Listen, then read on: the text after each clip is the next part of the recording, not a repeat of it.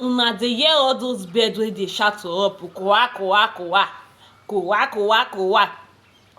Dem no get respect o. I just say make I tell una, if you dey come my area or you dey park dey come dis area, know say all dis birds no get respect o. Dem go fly pass your head, dem go do kowa kowa. I dey come here wear my eye glass. My wallet yesterday wey I carry comot, 200 naira dey inside dat wallet. I know say I bin go Sapele road, but my wallet now money no dey inside again. Who carry am? Abi all dis birds wey dey do kowa kowa dem dey try to tell me something? Anybody wey understand bird language make e come tell me, because I dey feel say dis kowa kowa dem dey tell me say na favour carry dat money. Na favour carry